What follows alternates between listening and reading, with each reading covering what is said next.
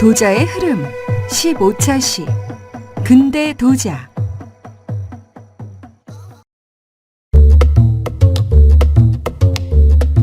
도자기 이야기. 조선 말기 왕실이 관리하던 자기 제조장인 분원이 민영화되면서 백자의 제작은 쇠퇴의 길로 들어서고 왕실자기 공급에도 변화가 일어났습니다. 아울러 일본으로부터 국내 백자를 모방한 제품이 밀려 들어오면서 전통 도자 기술과 제작 및 판매는 부진하였습니다. 이 과정에서 기계화된 근대 요업도 국내에서 자리 잡게 됩니다. 먼저 분원의 민영화 과정을 살펴 분원자기의 조형과 기술 및 공급 등 조선 유업의 변화 과정을 파악해보고 동시에 국내에서 발견되는 수입산 일본 자기의 특성을 알아보겠습니다. 기계화된 근대 자기의 국내 유입은 결국 조선 유업의 변화를 초래하여 새로운 제도와 제작 기술이 도입되었는데요. 이 과정에서 분원의 해체는 장인의 해산으로 이어지고 오히려 지방의 요장들이 고루 발달하는 현상으로도 이어집니다. 더불어 19에서 20세기 자기 공인으로 활약하던 직유식의 하재일기를 비롯하여 신문기사, 국내 유적 출토 도자기의 현황을 통해 근대 유업의 실상을 파악하고 기록 자료를 통해 제도 변화를 이해하고자 합니다. 이번 시간을 통해 여러분은 오랜 조선의 관요 제도의 쇠락과 그 과정에서의 제작과 공급 방법의 변화, 그리고 새로운 분원자기의 조형을 설명할 수 있습니다. 다음으로는 일본 등지를 통한 외국 기술의 유입과 총독부 주도로 이루어지는 중앙시험소의 운영과 본격적으로 국내에 유입되는 일본산 자기의 현황과 영향을 설명할 수 있습니다. 마지막으로 근대기 이후 급증하는 청자의 재현 풍조와 각지 요엽의 발달 현황을 설명할 수 있습니다. 자, 그럼 본격적으로 학습을 시작해 보겠습니다.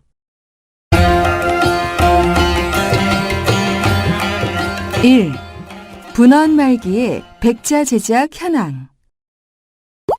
육전조례에 따르면 분원에서 연례 진상되는 기명의 수는 1370쭉, 즉 13,700개이지만 별변을 통한 진상수는 계유년 3월의 경우 3,000쭉, 즉 3만 개에 달하는 엄청난 숫자였습니다.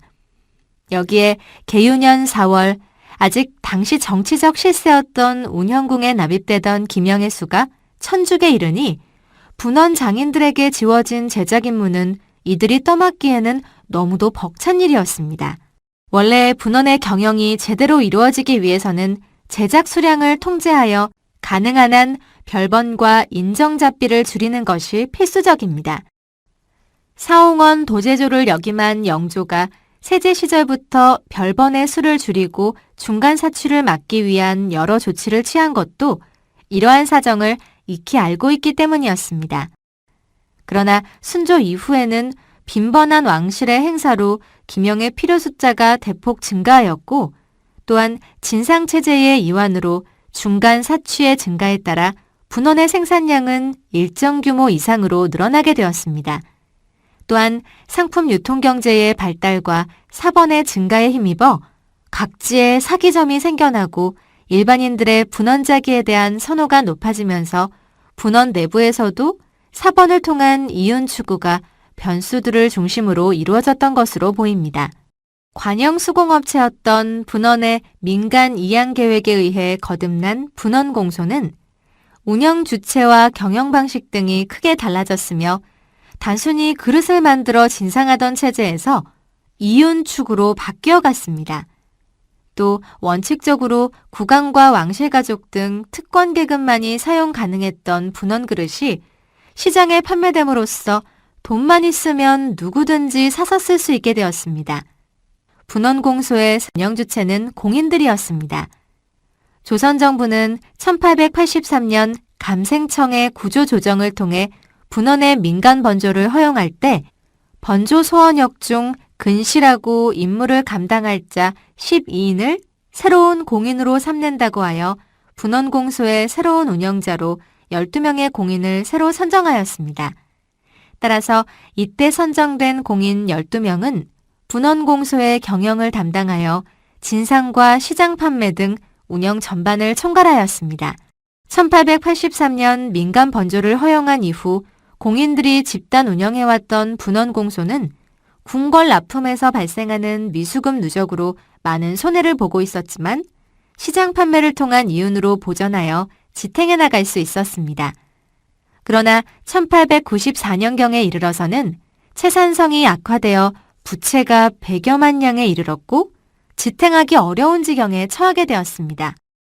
그렇게 된 데에는 정부의 공가 미지급과 관의 수탈 등도 원인이지만 무엇보다도 정부의 의존적인 구태를 개선하지 못한 공소의 운영체제에 말미암은 것이라 하겠습니다. 결국 이러한 자본구조의 악화는 분원공소가 근대적 기업으로 거듭나는데 근본적 장애 요인으로 작용하였습니다. 분원공소는 계속해서 심각한 자금난 속에서 운영되다가 1897년에 번자회사로 전환하고 자본을 가진 사람들에 의해 가마가 운영됩니다. 비로소 가보개혁 이후에 국가의 재정권이 왕실로부터 분리되어 분원에 대한 사실상의 영향력이 상실되었고 어기번조의 임무도 부여되지 않았습니다. 다음은 분원의 변화상에 대해 알아보겠습니다. 민간 이양 후 분원공소에서 생산된 조선 최고의 분원자기가 공식적으로 시장에 출시 판매되기 시작하였습니다. 시장 판매 외에도 분원공소는 판매 담당자를 두어 민간 판매를 촉진하였으며 서울과 경기 지역에 대한 판매 특권을 확보하고 지방으로부터 유입되는 자기의 판매를 저지하는 한편 수입자기를 판매하는 상인을 압박하였습니다. 분원공소에서 거래하는 시장은 전국에 걸치고 있었지만 주요 시장은 종로시전과 칠패, 이현 등이었으며 그 중에서도 종로시전과의 거래가 가장 활발하였습니다.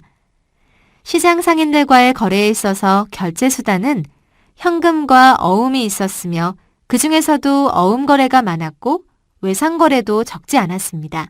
분원공소는 궁궐과 정부의 그릇을 납품하는 대가로 서울과 경기 지역 시장에서의 그릇 판매 특권을 부여받아 단속 권한을 행사하는 특권을 가지고 있었습니다.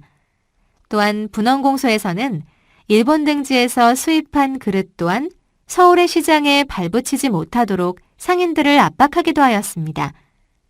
하제일기 1891년 9월 2일 내용을 보면 종로의 기전 상인이 일본 그릇 수천 냥어치를 사들여 판매하려고 하자 중지하지 않을 경우 분원의 그릇을 공급하지 않을 것이라고 위협하기도 하였습니다. 이는 아직까지는 수입한 그릇이 개항장에는 이미 많은 양이 들어왔을지는 모르나 서울시장 깊숙이 침투하지 않은 것으로 보이며 시장에 대한 분원공소의 영향력을 감지할 수 있습니다. 민간 번조를 허용함으로써 분원의 경영진이 바뀌고 왕실 자기도 납품하면 대금을 치르는 체제로 전환되었지만 분원공소는 여전히 특권을 행사하였습니다. 이러한 특권 체제는 분원공소의 경영에 있어서는 일면 도움이 되기도 하였지만 경영 자립과 합리적 생산, 판매에 장애가 되었습니다. 민영화가 된 이후에도 정부로부터 여러 가지 특권을 보장받으며 운영비를 지원받고 있었기 때문에 정부 권력에 예속될 여지가 높았습니다. 실제로 공소는 그릇의 생산과 납품, 판매 등에 있어서 정부의 종속적 의존적인 모습을 보이고 있으며 관권의 횡포와 수탈에 시달리고 있었습니다. 이러한 전근대적 특혜는 권력의 예속과 뇌물, 수탈의 일상화로 이어져 분원공소의 자주적 경영에 걸림돌로 작용하였습니다. 민영화 이후의 분원의 상황에 대해 분원리의 함창서봉 증언에 의하면 30명의 서리 가운데서 선출되는 도제원에 의하여 거의 관건의 지배 없이 경영되었으며 향반 및 전직 관리 등 경제적 유력자에게서 자금을 차용하여 만들어진 분원 사기는 극히 적은 일부분만이 왕실에 납품되고 대부분은 판매되어서 지금의 분원리는 전국 각지에서 모여드는 사기 행상으로 인하여 상설 사기 전문 시장과 같이 되었다라고 하여 민영화 이후 얼마간 성행하던 분원의 상황을 짐작해 줍니다. 그러나 다음에 살펴볼 개항 이후 갑자기 밀어닥친 일본 자기 등의 영향으로 분원자기의 판매 수익이 급감하여 분원자기는 더 이상 소유와 선망의 대상이 되지 못하게 되었습니다. 19세기 말 분원백자는 그릇 두께가 두드러지게 두터워지고 문양은 십장생, 봉황, 물고기, 연지, 운학, 수초, 화해 등 대담하고 생동감 넘치거나 파격적인 구도로 시문된 것들이 많습니다. 또 청화백자와 동화백자가 증가하고 청화와 동화를 함께 사용하여 화려하게 장식한 경우가 늘어났습니다. 또 해태, 복숭아, 두꺼비 등의 상현 연적이나 목재와 석재를 모방한 필통 등 문구류도 다수 제작되었습니다. 제작 기법의 발달로 다양한 각병과 다각형의 접시들이 많이 생산되었고 늘어난 기면을 문양으로 가득 차게 넣어 장식성이 두드러집니다. 아마도 이 같은 변화는 일반으로 수요자가 확대되고 외국으로부터 다양한 유행이 전해지면서 도자기에도 반영된 것이라 생각됩니다. 기도 광주군의 분원리 가마터 발굴에서는 분원 분 등의 명문이 있는 청화백자가 발견되었는데 이는 분원사님을 나타내기 위한 것으로서 분원백자가 상품으로 판매되고 있던 정황을 보여줍니다.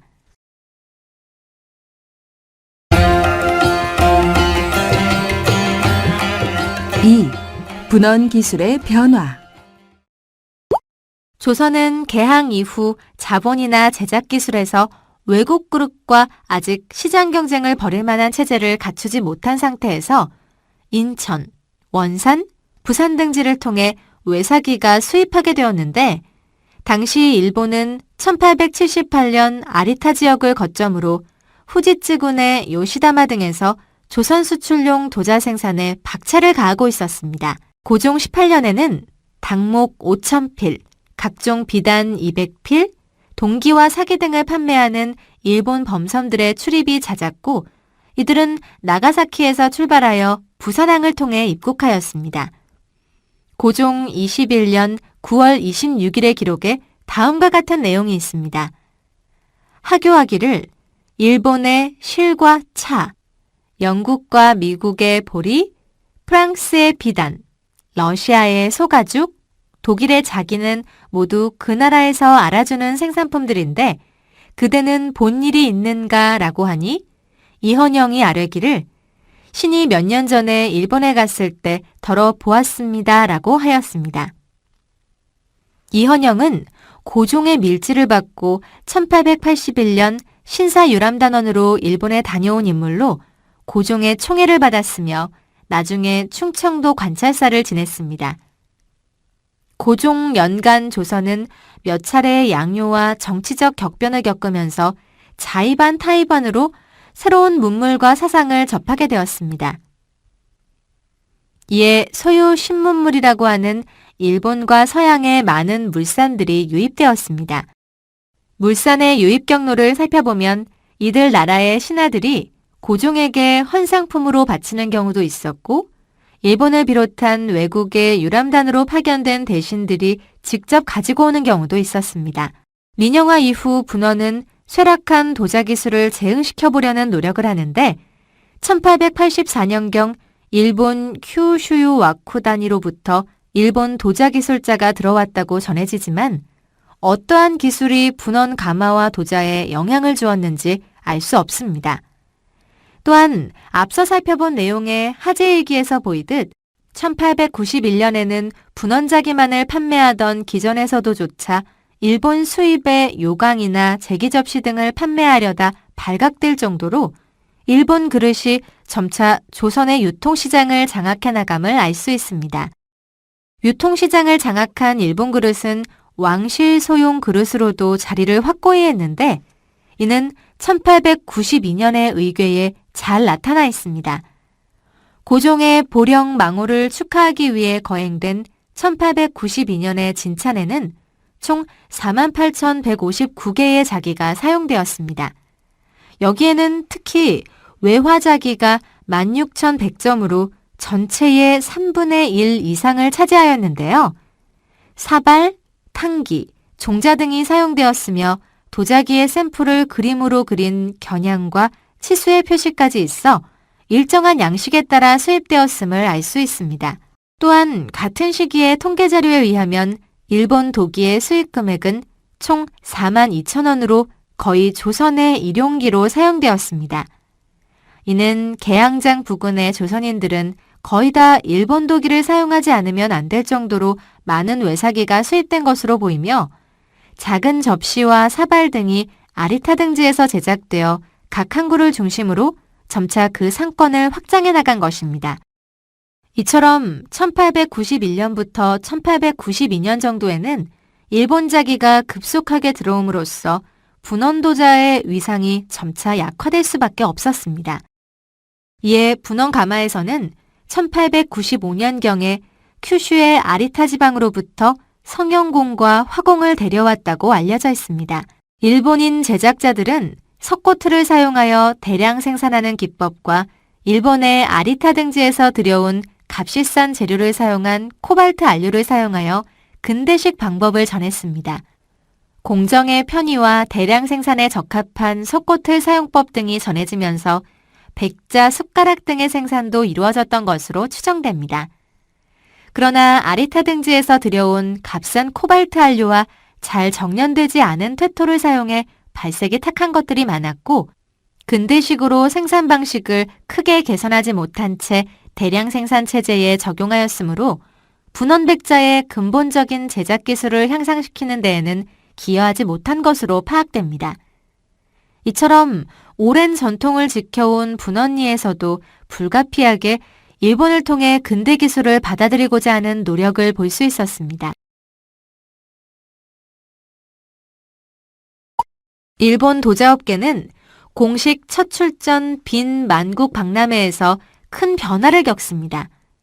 당시 독일은 도자기 수출액 세계 1위를 점유하고 있었는데 일본은 그 이유를 독일이 국가적으로 베를린의 대규모의 관립자기 제조소를 경영하고 기술자를 양성하며 도자기 전문 연구소를 설치하여 고급 공예품을 개량하고 도자기 공업의 발전을 위해 학술적, 기술적 연구를 진행하는 것과 드레스덴의 국립자기수집장에 동양자기 표본을 전시하여 참고 연구가 가능하도록 투자하는 것을 꼽았습니다. 비엔나 만국 박람회에 참가하면서 독일 도자 산업의 기술적 영향을 크게 받은 일본은 바게너를 사무국의 고문으로 초빙하였습니다. 이처럼 일본은 식산흥업을 목적으로 유럽과 미국의 정책을 주시하였으며 도자기 산업 성장을 위해 국가 규모의 산업 정책을 펼쳤습니다. 1896년에는 도자기업 진흥을 목적으로 품질의 개선 및 기계화를 통해 외국 제품과 동일한 수준의 도자기 제작을 하고자 교토 시립 도자기 시험소를 설립했습니다. 교토 시험소를 통해 어느 정도 기술력을 갖추게 되자 보유한 도자 원료의 한계와 해외 판로 개척에 직면한 일본은 문제 해결을 위해 조선을 원료 공급지이자 상품 시장으로 활용하는 정책을 마련하게 됩니다. 이에 1912년 원료 조달과 개발을 목적으로 식민지 조선의 조선총독부 소속 관립중앙시험소를 설립하게 됩니다. 총독부는 1912년 3월 27일 조선총독부 중앙시험소 관제를 공포하여 공업에 관한 시험 분석 및 감정의 사무를 위한 명분으로 총독부 산하에 중앙시험소를 설치하였습니다. 중앙시험소는 공예기술과 양질의 원료를 집중적으로 연구하여 공예기술과 자원에 대한 활용 방안을 찾고자 하는 목적에서 설립되었습니다. 시험소는 1907년에 설립된 관립공업전습소에서 병행해오던 실험과 연구활동을 전적으로 담당하기 위해 설립되었습니다. 실제로 관립중앙시험소는 한국 근대공업에서 체계적인 연구 성과를 거둔 바 있습니다. 1910년대에 전국에 산재한 도자기 공장 및 산지를 조사하여 그 결과를 보고서로 상세히 남긴 것은 전국의 도자기 공업 실태와 도자 생산 구조를 이해하는 데 상당한 역할을 했습니다. 하지만 조선의 중앙시험소는 메이지 정부의 정책과 연계되어 있었고 메이지 정부는 식사능업을 목적으로 국가 주도하에 만국박람회의 상품으로서의 가치가 있는 상품을 출품하는데 조선을 활용한 것이었습니다. 1920년대에는 이러한 연구 결과를 바탕으로 기술이 미흡한 작업장에 전문 기술자를 파견하여 실지 지도를 시행하고 시설을 설치하는 등 도자 생산 및 운영의 전반에 지원이 이루어졌습니다. 또 강습회 및 전수회를 개최하고 도자공예 교육기관을 설립하는 등 근대적 도자기술 교육을 통해 도자 전문 기술 인력을 양성하고자 하였습니다. 이러한 시험소의 기술 개량 및 보급은 조선의 도자 산업을 근대화하는 데 큰 역할을 했다고 볼 수 있습니다. 그러나 조선 총독부라는 지배 세력에 의한 정책 추진이라는 점에서 볼 때 그 부정적 영향도 극명히 드러납니다. 공업원료 연구 및 분석은 향후 일본의 도자 원료 제공에 막대한 이득을 주었고 원료 고갈로 인해 조선인 주도의 도자공업의 성장이 제한되었습니다. 또 일본인 기술자에 의한 다양한 방법의 교육을 통한 기술 전수는 한국 전통기술의 맥을 단절하는 결과로 이어지는데 분명 한 원인이 되었을 것입니다.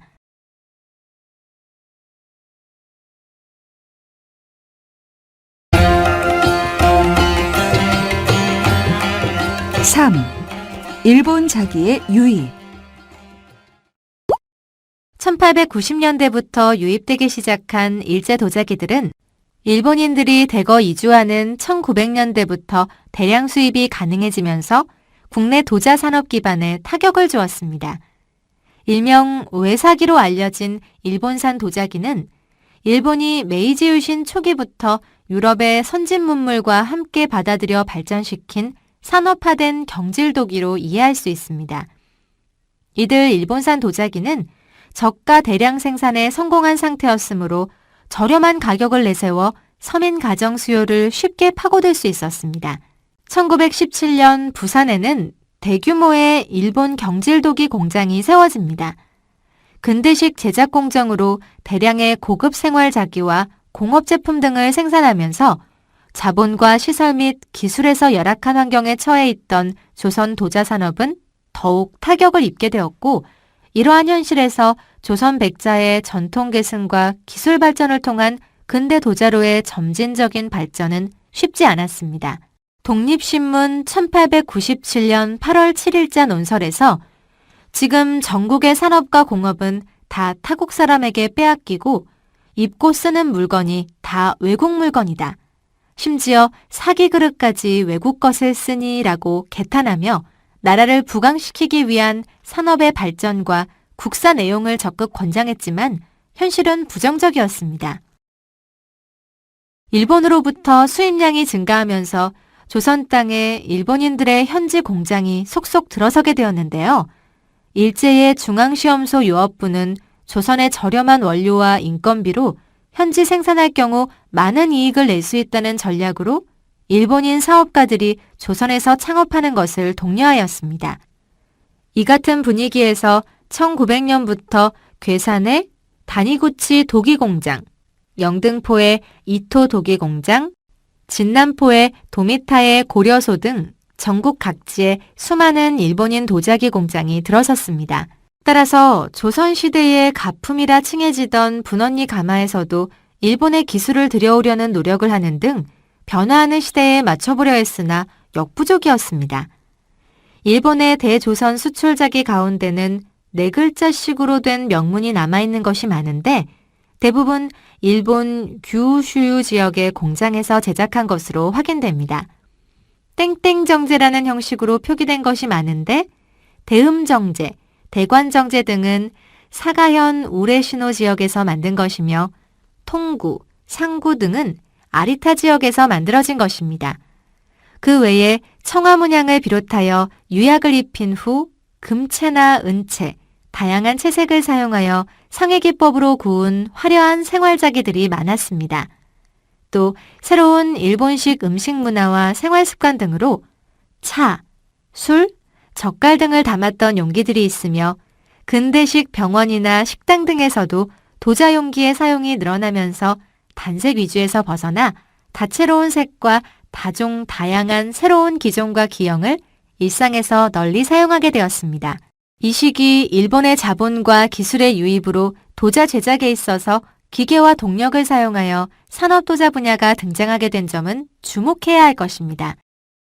일본 역시 19세기 중엽 유럽의 산업혁명으로 인해 대량 생산된 영국이나 네덜란드로부터 유입된 동판전사의 영향을 받았습니다. 유럽의 도자기에는 보통 산지나 공방 이름 등이 전사나 각인으로 표현되었습니다.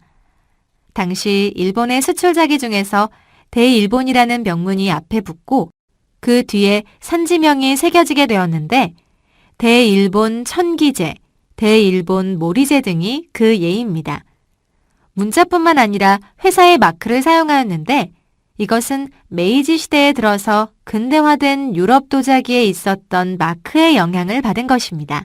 하지만 근대기 큐슈에서 대량 생산된 산업자기는 싼 값에 국내에 유입되면서 한국 도자기 전통의 단절과 쇠퇴를 초래했으며 한국 전통 도자의 몰락을 가속화한 것입니다. 조선 말기 수입 도자 수요가 증가한 데는 검약과 절체의 오랜 전통을 고수하느라 고급 수요를 충족시키지 못한 분원의 현실과도 무관하지 않지만 개양으로 인한 외국 물자의 수입 증대 등 메이지 시대의 도자 수출과도 관계가 깊다고 봅니다.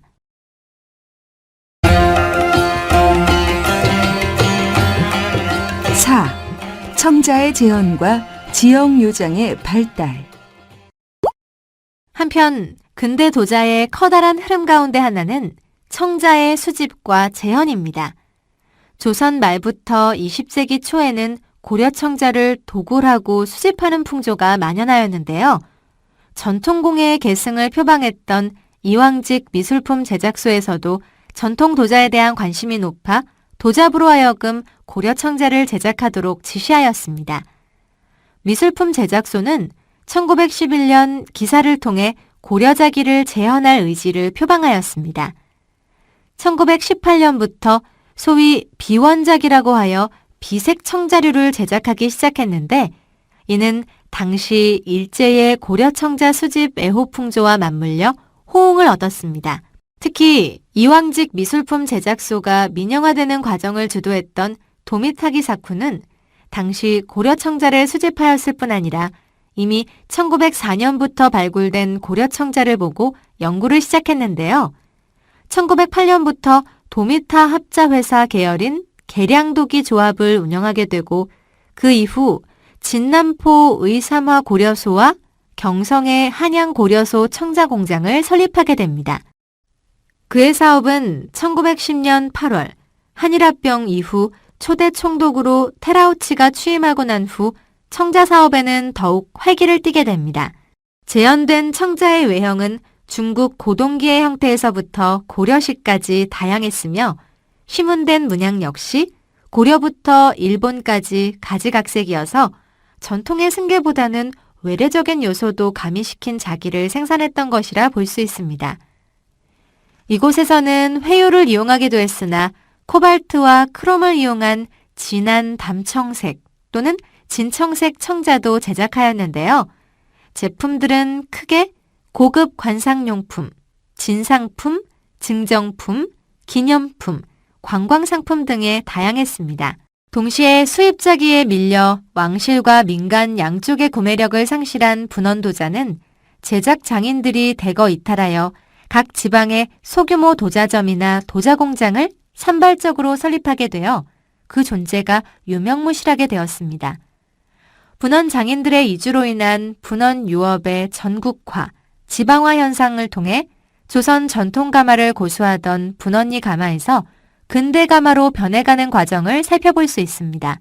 해주 유업의 발달, 근대기 서울 등지 외에 전국에는 활발하게 도자기를 생산한 요장들이 있었습니다. 대표적인 곳으로 해주요가 있습니다. 해주요는 황해도 일대의 여러 가마에서 생산되었던 지방산 백자 또는 도기류를 총칭하는데 거친 백토에 청화 또는 철화로 문양을 그리거나 시구지명, 가격 등을 써넣기도 하였습니다.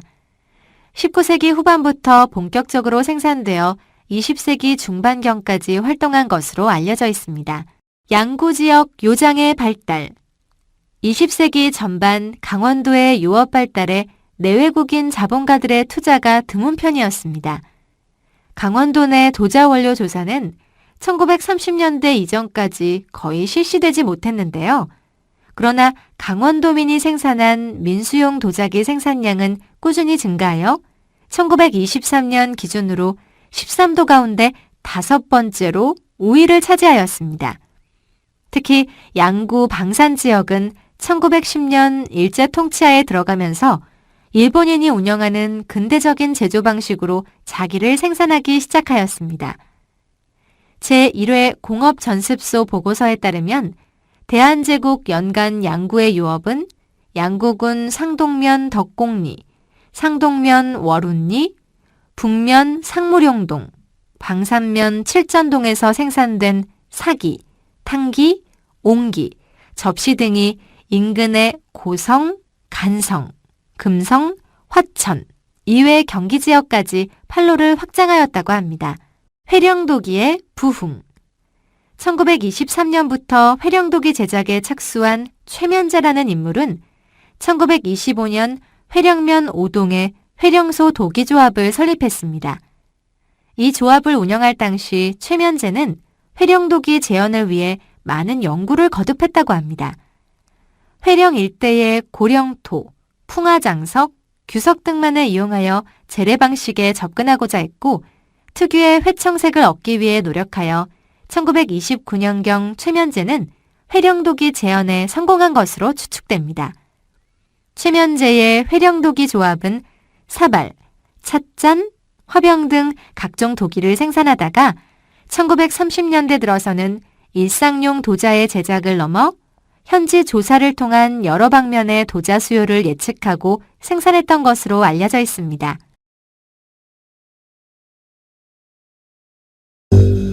이번 시간의 학습 어떠셨나요? 간단한 퀴즈를 통해 학습한 내용을 확인해 보겠습니다. 시작 버튼을 클릭하여 문제를 풀어보세요.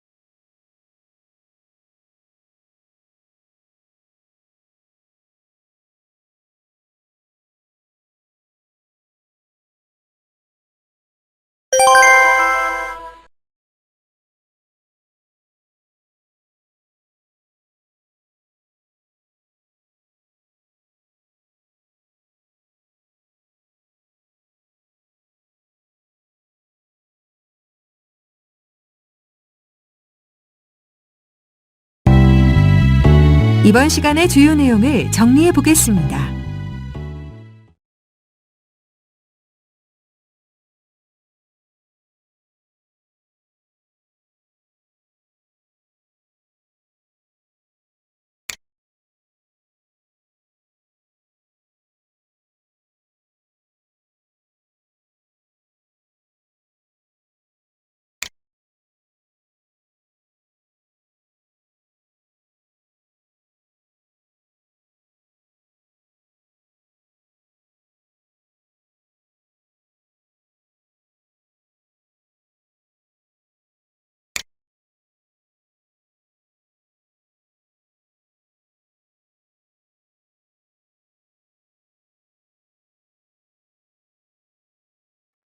오늘은 근대도자에 대해 살펴보았습니다. 수고하셨습니다.